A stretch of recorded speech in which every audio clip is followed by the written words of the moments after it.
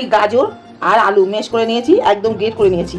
এখানে নিয়েছি ধনেপাতা কুচিয়ে নিয়েছি, পেঁয়াজ একটু কুচিয়ে নিয়েছি, আর চিকেন সেদ্ধ করে একটু হাতে এভাবে করে গুঁড়ো করে নিয়েছি, আর নিয়েছি কাঁচা লঙ্কা কুচি।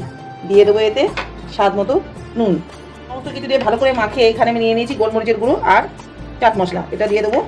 এটা দিয়ে আমি ভালো করে মাখাবো, মানে হাত দিয়ে ডলে ডলে ভালো করে মাখিয়ে এটাকে একটু নরম করতে হবে। এটাকে মেখে আমি 5 মিনিট রেস্টে রেখে দিয়েছিলাম। এবার দিয়ে দেবো আমি একটু সাদা তিল, একটু কালো জিরে, চিলি ফ্লেক্স মাখিয়ে নেব।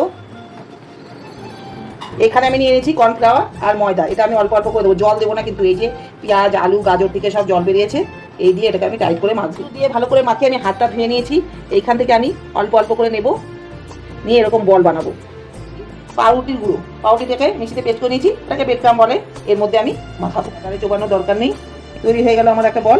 এইভাবে করে আমি সমস্তগুলো তৈরি করে নেবো। বলগুলো বানিয়ে নেওয়ার পর আমি একটা ফ্রাই প্যানে দিয়ে দিয়েছি তেল, তেলটা গরম হয়ে গেছে, গ্যাসটা আমি লো করে দিয়েছি। এবার আমি একটা একটা করে বল ভাজবো। লো ফ্লেমে রাখতে হবে, তাহলে মচমচে হবে না।